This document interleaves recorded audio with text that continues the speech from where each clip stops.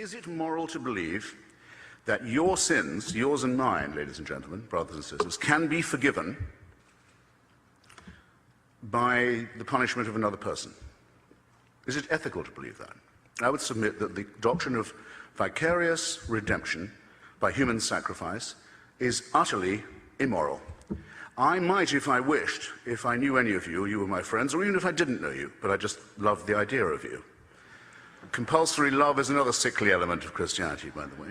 But suppose I could say, look, you're in debt, I've just made a lot of money out of a God-bashing book. I'll pay your debts for you.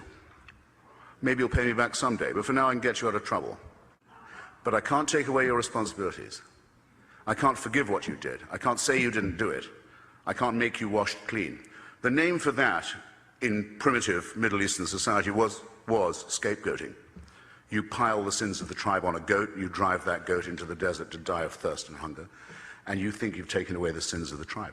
A positively immoral doctrine that abolishes the concept of personal responsibility on which all ethics and all morality must depend.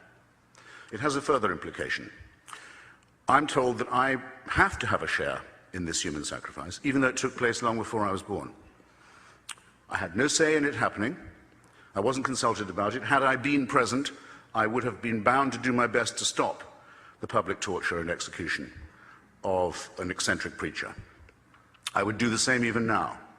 No, I'm implicated in it. I myself drove in the nails. I was present at Calvary. It confirms the original filthy sin in which I was conceived and born, the sin of Adam in Genesis. Again, this may sound a mad belief, but it is the Christian belief. The Bishop of Carlisle recently, tipped, I'm told, to be the next Archbishop of Canterbury, said that the floods in northern Yorkshire that devastated a large part of England in the summer and killed and dispossessed large number of people were punishment for homosexuality. Now, to connect meteorology to morality seems to me, I have to say, flat out idiotic whichever way you do it.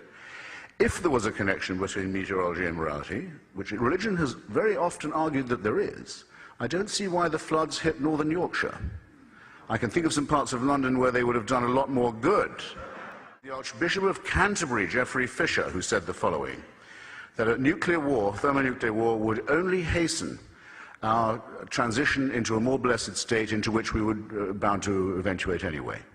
If I had told you that remark and asked you to guess, you would have said Mahmoud Ahmadinejad said it, or some other fanatical verminous mullah. No, the Archbishop of Canterbury said it, and why shouldn't he?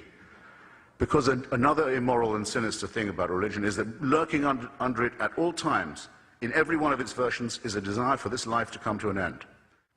What is it like? I've never tried it. I've never been a cleric. What is it like to lie to children for a living and tell them that they have an authority that they must love, compulsory love, what a grotesque idea, and be terrified of at the same time? What's that like, I want to know?